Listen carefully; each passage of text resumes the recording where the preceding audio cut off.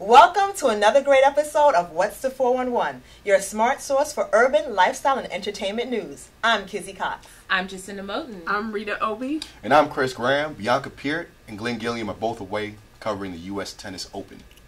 So, Rita, welcome back. Thank you, guys. Hey. I missed it. So, give us a quick take on what's popping. Well, there's so much has been going on in the past couple of weeks. But congratulations to Monet Davis for being the first ever Little League sports player to grace the cover of Sports Illustrated. She also earned a win and pitched a shutout in Little League World Series history. So congratulations to her. In Ferguson, Missouri, the Mike Brown case, of course, you guys know, has sparked a nation's outrage. Celebrities such as Spike Lee, Keke Palmer, J. Cole have all expressed their outrage, but a number of celebrities have still remained silent. So I'm a little disappointed about that. Jackie Robinson's Little League team from Chicago Southside was the first African-American Little League team to represent the United States in the Little League World Series. So congratulations to them as well. Especially at Southside Chicago. Exactly. I mean, a lot's been coming from baseball, and it's great. The NFL is asking artists to pay to play. Did you guys hear about that? Apparently, I mean, I think it's a good idea because apparently Rihanna, Coldplay, and Katy Perry have all been considered for next year's Super Bowl. Yeah, but why would you want to pay for the front table, especially when you're Rihanna, Coldplay, or Katy Perry? Well, you know, but the NFL is asking for a number of their proceeds as well. That makes no sense to me. I mean, it does make sense because they do. I mean, rack in a number of ratings. Right. So, but you're getting paid $4 million per 30-second advertisement. That's not enough money? No, it's not a 30-second advertisement. It's a performance, and it draws people to your performance. But moving on, you know, congratulations. Congratulations to 2 Emmy Award winners, Uzo Aduba from Orange is the New Black, and Joe Morton from Scandal. Awesome. They both won Emmys, so congratulations to them. Hollywood reporters reporting that hip-hop mogul Damon Dash is suing Lee Daniels for royalties and credit he said that he never received for a number of films that he's done for Lee Daniels, and he got no credit for it. So Interesting. Yeah. that's what he's saying. It's crazy. In sadder news, Hollywood, television, and Broadway's dimming the lights to 3 giants. Robin Williams, as we all know, Lauren Bacall, and Don Pardo. They all just recently passed away, so our thoughts and prayers go out to their families. Definitely. Yes. Definitely. So thank you for those quick takes, Rita. Yes. I have more sad news. The vision of love is over. Nick Cannon has confirmed that he and his wife, Mariah Carey, are parting ways after 6 years of marriage. This floored me. When I first heard about it, I was like, you know what, that's just a rumor, that's not real. It's real. Nick Cannon indeed confirmed it, and right after that, Mariah Carey issued a gag order forbidding him to say anything more, and she was going to be the one to break the news, but I mean, the cat's already out the bag. It's over. And sources close to the couple say that it was Nick who initiated the divorce proceedings because he is concerned about Mariah Carey's emotional state. He thinks the home life is a bit chaotic, and he wants to protect the children. So shots fired, bombs dropping. What's going I've on? also heard some more sources. According to TMZ, sources close to the couple claim that Mariah is upset with Nick because when he was on the Big Boy morning show, he mentioned a list of women that he slept with that was, in the entertainment industry. And in addition to that, he quoted, he F'd the S out of his wife. Now, as a married man, I feel like that's very disrespectful. And in addition to that, Mariah Carey supposedly is upset with Nick because he's always on the road working and he's not spending enough time with his children, with the family. Right. She feels that they're already financially stable. why are you getting these checks? But on the flip side, he's the one a lot to say about. But no. But then on the flip side, he's the one who filed for divorce, so he must be the one who's unhappy. But on the flip side, for Nick Cannon, he's upset with Mariah Carey because of the fact that she has a lot of yes men around her, and he feels like he doesn't have a voice, so that he's going to be getting a lot of pushback when he voices his opinion. I saw in one interview that Mariah Carey did with the Breakfast Club that she said that Nick Cannon does anything for laughs. He said anything for laughs, and that kind of gets under her skin when he airs out all of their dirty laundry and continues to talk about her on TV. So I think that's really like the center of their problems, their marital problems. But I don't think it's enough to get a divorce. Even considering the fact that you guys have kids, you know. Right, that's but something that's going on. He must be unhappy. He must be unhappy for him to, can't be initiated the divorce proceedings. Something else is going on. But has he initiated, or are they just separated? They're separated, and he is filing.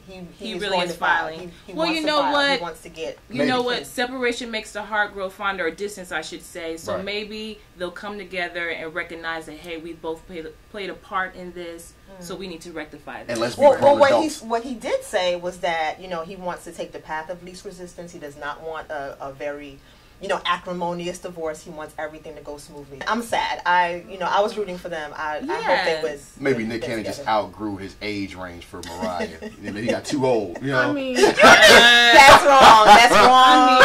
That's wrong. Mariah Carey is a diva. Okay. Yeah. Any man would be happy to be with her. And she's a multi-millionaire. Yeah. Like she's almost a billionaire. So who are you moving on to? You better get in order. Maybe she's moving on to Jay-Z. Jay-Z and Beyonce have a that was a segue, guys. That was a segue. I like how you did that. All right. So maybe she's moving on to Jay-Z, like I said, caused all this controversy. Him and Beyonce are having some difficulty. So you think it's split bill for them, or do you think this is some hype? I think it's hype. I think it's all hype. I don't think they're going anywhere. They're so good together. They're a great business team. Right. I think they make more money together than apart. It's all hype. They're never getting divorced. And even did you guys check out? You guys checked out the MTV Awards where they were hugging and kissing. Oh yeah, with the Carter household. Ain't nothing wrong with the Carter household. You guys are fronting. Okay. You should stop fronting. Listen, we love you guys. We love your love. Right. Exactly. Good. Yes. Alrighty then. Yes, Are you gonna tell us about? And comedian Kevin Hart has popped the question to his longtime girlfriend Nico Parrish. But get this. I mean, it's a great mashup. But get this. They popped the question on the same day that his ex-wife Tori Hart's reality show premiered. Smart point. I just think it's a coincidence because it was Nico's birthday. Exactly. So I mean.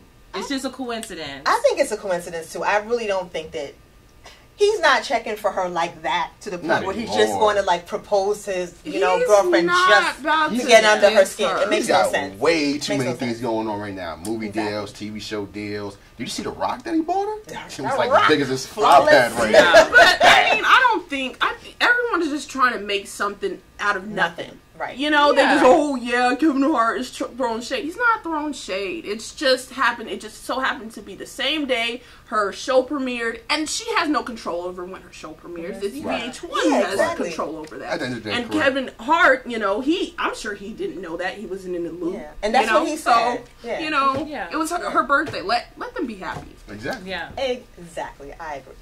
So, when we come back, Miss Fashionista J is going to tell us what was hot and what was not at the MTV VMAs. Keep it where you got it. They got the 411. Who's got the 411? We got the 411. Traditional light bulbs actually generate 9 times more heat than light. Switch to energy-saving bulbs. Saving energy saves you money. Welcome back, and as always, I'm going to tell you what's the 411 when it comes to fashion. Now, the MTV Video Music Awards aired this past Sunday, and without further ado, I'm going to tell you what was hot and what was not. And first up, we have Mr. Common here, looking all calm, cool, and collected, with his black high tops, black jeans, brown and black leather whatever. Sweater, I love it. I love it. I think it's basic. It's basic. It's basic, but it works for him. Very clean, typical common. I like it. It's basic. That's how I want to dress in about 5 to 6 years. You know? Next up, we have Nick Young and Iggy Azalea. She's wearing a Versace metallic gown, and I love it. I'm always wowed by Iggy Azalea. Him, whatever. He looks like he can be but I like how they coordinated. I like the shoes, Yes. the metallic shoes with the metallic dress. Hourglass. I love it with his blue sateen. She's amazing. I really do admire and love her style. Love it. Yeah, her style. Next, we have Kendall and Kylie Jenner. They're definitely giving their older sisters a run for their money. I think they absolutely not Kylie. No, I think they look sexy. I think they look good. I'm not sure about it. I think good. the black is a little bit severe for them. They're younger. I want to see them in more color and you know, something, you know. Kylie is too young to be dressing like this. Mind you, Kylie's only 16 years old. Yeah, she is too young to be having a But she looks 30 here. But she looks 30 here. That's my point. Like she just needs to go somewhere. But they put off their look more so than their older sister Kim, I would say. So up next we have Jennifer Lopez. Oh, this is my style. She is wearing a metallic cutout by Charbel Zoe. She looks good at 45. She is working it. J-Lo just doesn't age. She just doesn't age. Every single award show, every single time, she never looks ugly. She looks amazing. I love the cutout. I love her hair, like the split up the thigh. Gone with the wind, fabulous. Yes. Next, we have Jordan Sparks and her boo Jason Derulo, and they're all white. I think they look absolutely cute together. Clean. So he woke up that morning and was like, let me check my shoes. Her dress isn't ironed. It looks a little wrinkled. Well, after sitting down in a limo. They probably in the limo got crushed up a little bit. But nevertheless, she looks nice. They look really nice, and they make a really cute couple. I wouldn't say the best dress, but basic. Next we have Katy Perry in this denim patchwork dress. I don't know what this is. She couldn't have thought that she was going to win best dress in this. I'm confused. The outfit confuses me. Yeah. A dress, is it jeans? Is it, I don't know. Someone's grandma sent that to her. Was like, listen, wear that on the red carpet, baby. You're going to look real nice. I don't know. Yes. I don't know what this is. She's the long blue Shanae nails. I can't. And she even has the bag to go with it. Okay, she has the bag to go with it even. I mean, she took it all the way. Up next, we have Nicki Minaj. She's wearing a St. Laurent sequins mini dress. Cheetah print. I love it. It's toned down. She's not looking all crazy. I just wish her facial expression wasn't looking all mean. I know. I love Nicki Minaj. She looks too. I don't like the shoes though. I wish she would have wore an open-toed heel. The platform is a little too high, but I do love the dress. And I love the Jimmy shoes. The Jimmy Choo shoes. She looks like somebody just put her on punishment. Yeah. She looks hot. She looks hot. They got the 411. Who's got the 411? We got the 411. The average text takes your eyes off the road for nearly 5 seconds. At highway speeds, that's enough time to travel the length of a football field. Stop the texts, stop the wrecks. Basketball great Kareem Abdul-Jabbar wrote a really interesting article in Time magazine about Ferguson and the role that class plays in the conflict. Now, he wrote, in part, the fist-shaking of everyone's racial agenda distracts America from the larger issue that targets of police overaction are based less on skin color and more on an even worse affliction, and that is being poor. Now, while I do agree, I do think that, you know, race is a big issue and class is the overarching issue. In this particular instance in Ferguson, I believe it's fully race. Because they didn't stop and say, hey, you know, how much money are you making? They saw a young black man and they thought he was threatening and they shot him. However, he goes on in the piece. He says, you know what? The powers that be, those who are the richest of the rich, they benefit from us squabbling amongst each other, talking about, oh, it's black, oh, you're racist, oh, this, that, and the third. When meanwhile, we are all facing, like, the diminishment of our own standard of living. Like, the middle class is diminishing, making less money all the time. And meanwhile, we're fighting when we should be coming together, rising up, and, like, overthrowing the people who are oppressing us all.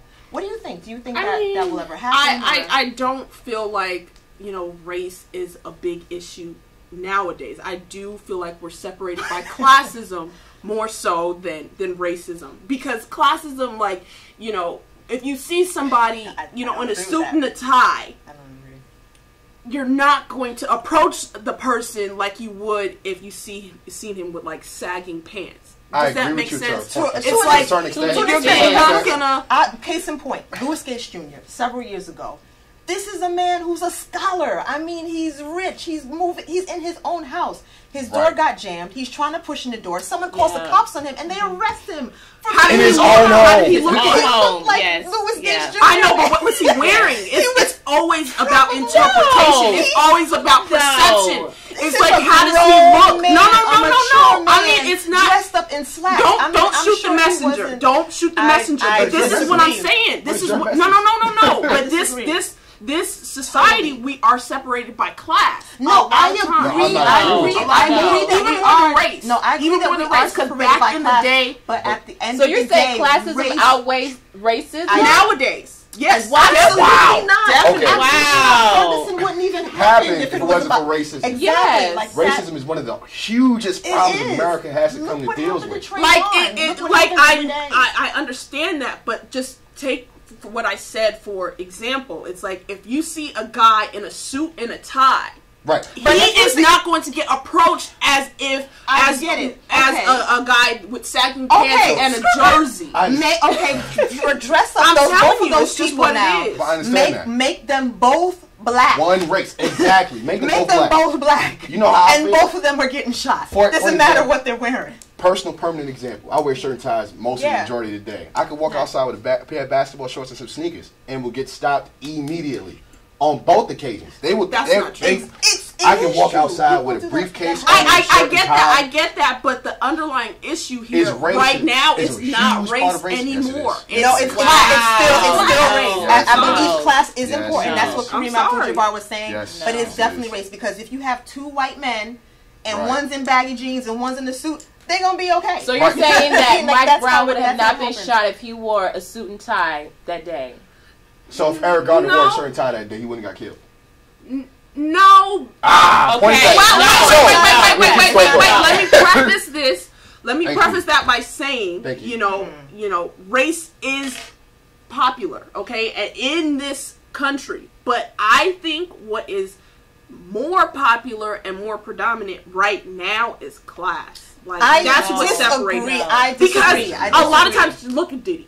You know, look at Diddy. You know, no one's discriminating against him. Why? Because he has money.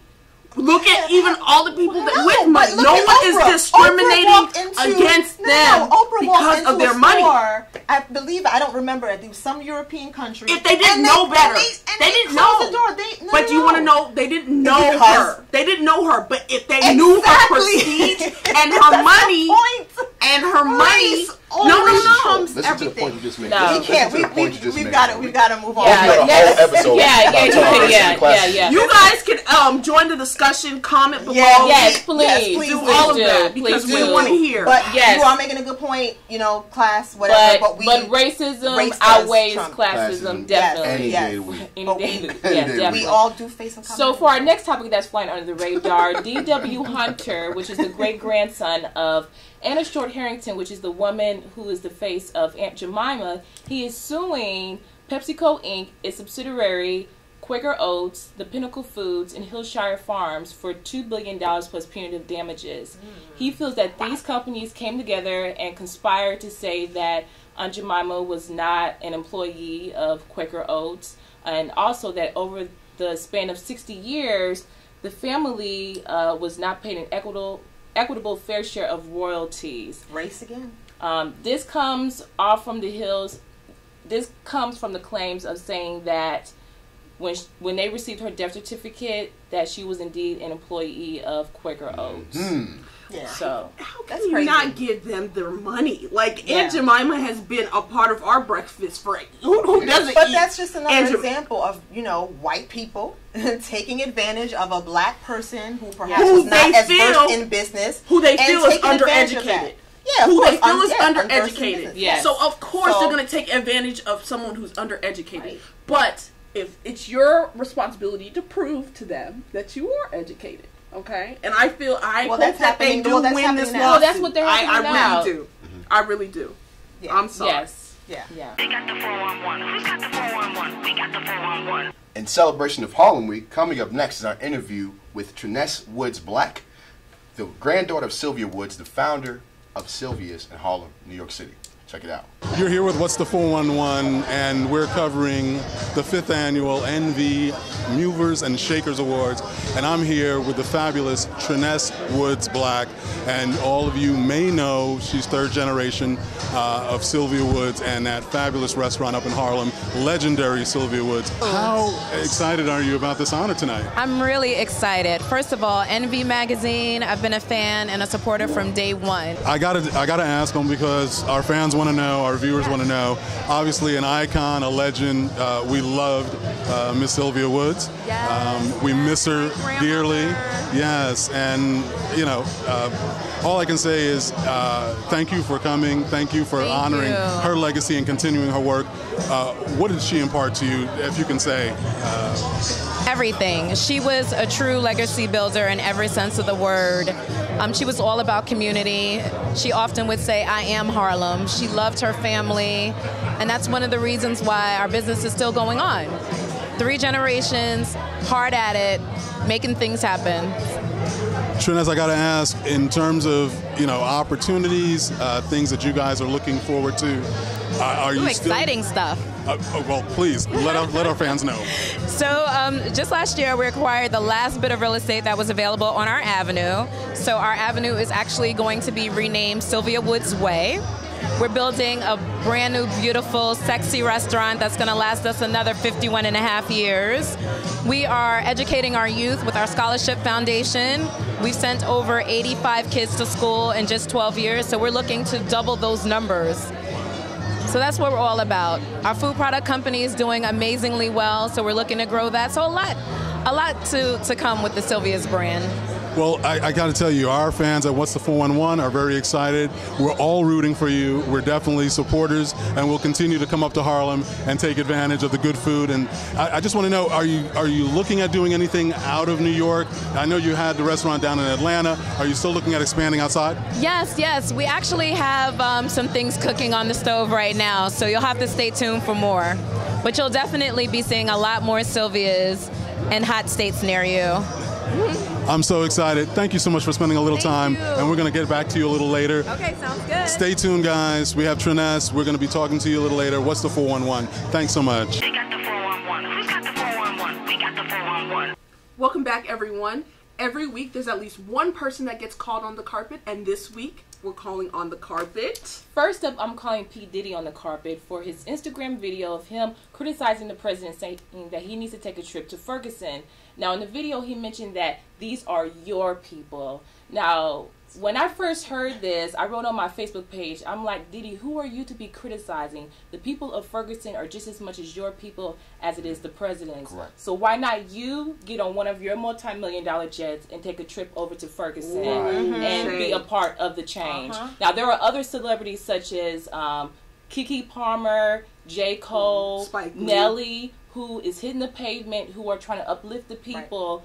Nelly even started a scholarship fund in Mike Brown's name, who is trying to be the change that they want to see. So why are you sitting back pointing the finger? You just talking this, ain't doing nothing. But a lot of times, a lot of people misconstrue what the president is actually allowed to do, because they think he's just all powerful. He can do whatever he wants, but he has to go through Congress to make a lot of his decisions, like a lot of his decisions just come straight from Obama, they have to go through Congress. Exactly, and he got a lot of backlash when he spoke about Trayvon Martin last year, when he said Trayvon Martin could have been my son. And all of the, people on, social media were like, oh, our president's racist and blah, blah, blah. Of course, it's always going to be naysayers when you're trying to do something that's right. He has to play the foreground. He has to be political at the end of the day. With the same token, it's a crisis going on in your country when rappers and artists can go and make songs about what's going on in Ferguson, and you're not doing anything about it. I mean, or not saying making any major statements about it. It bothers me a little bit. That's just me personally. I mean, he can't be everywhere, and he can't say everything. And he's not all powerful. He can't do everything. He's trying to toe the line here. It's a very difficult line. Very difficult line. So I understand. I understand. Definitely. But somebody else who I'm calling on the carpet is 50 Cent. for calling out Floyd Mayweather. So there's this whole ALS challenge going around with the Ice Bucket Challenge. Right. He turned that on its head and said, you know what, Floyd, if you could read one page from a Harry Potter book without stumbling, I will give $750,000 to a charity or cause of your choosing. It was real disrespectful. Oh. Check it out. Real disrespectful. And keep in mind, in the video, he said ASL challenge. Yeah, ALS. Exactly. But you need hooked on phonics, okay? Exactly. This is hard for you, bro. Yeah. And if it's on Twitter, it's not like his grammar is the King's English. He needs to stop. Man, 50 is the funniest rapper on this planet. That's not funny. He's not funny. It's disrespectful. There's a lot of people that can't read. There's a lot of people that are dyslexic. Yeah. One of which is Einstein, who is deemed the most smartest man who ever lived. Right. So, I mean, you ain't saying nothing. Did you catch Floyd's response, though? He did. Did you catch Floyd's response? 72 million, honey. Yes. Floyd said, if you can record a video or find a video of your son saying, I love you, I will give your charity $1 million. So he not only smacked him in the face, he smacked him with his wallet. So how much more disrespectful can you be to 50 Cent? They need to stop being childish. Like every time, and then you know every time too, because then he came back again and he showed 2 checks, like 2 checks. One he can read them checks. He can read them checks. Okay, so, you know, saying he had more than enough money. He didn't need. I feel like as black people, we need to stop, tearing each other down. But when he's reached his, he has a lot of success. He's got a lot of success. And he's an insecure man. He feels the need to poke fun at everybody else to detract from his own problems. I agree. Okay, 50 Cent is always starting random beef. Let's hear you. Let's see. He's gonna be forever unhappy. This is what makes his day to tear down other people. Well, listen, 50, you the man in my eyes. I got your back. That's me. I love 50. No. Let's. You read one. You read a page in a Harry Potter book, and let's see if you stumble or not. Well, first off, I need you to say ALS, not ASL, okay? ALS. Messing it up. You need hooked on phonics. Well, when we return, we'll tell you what's in the pipeline, and we'll get off 50 Cent. All right, so stay tuned. They got the 411. Who's got the 411? We got the 411. The average text takes your eyes off the road for nearly 5 seconds. At highway speeds, that's enough time to travel the length of a football field. Stop the texts, stop the wrecks. Welcome back to What's the 411. I'm going to start off with what's in the pipeline. The 18th Annual Urban World Film Festival, which is hosted by BET and HBO, is taking place beginning September 17th through the 21st. Actor Martin Lawrence announced that Bad Boys 3 will go into production and is on its way. So I'm excited about that. He announced this to host Conan O'Brien. Cool. Wow. Music legend Patti LaBelle, actors Angela Bassett, and Gabourey Sidibe will star in the 3rd season of the FX show American Horror Story. So that's exciting. And Love and Hip Hop Hollywood will premiere on VH1 on September 15th. And among the stars that will be featured on the show are a whole bunch of people that we knew back in the day. Omarion, Little Fizz, Soulja Boy, Hazel E, Young Bird. I am so excited to see this. I cannot wait. I'll be watching. Yes, indeed, and I'm glad you watched us. That will do it for another great episode of What's the 411, your smart source for urban, lifestyle, and entertainment news. And until next week, make sure you guys check out our website at www.whatsthe411.com. And remember to hit us up on Facebook, Twitter, and Instagram. And subscribe to our YouTube channel at What's the 411 TV. I'm Kizzy Cox, and on behalf of Chris Graham, Rita Obi, Jacinda Moulton, thank you for watching What's the 411. Peace.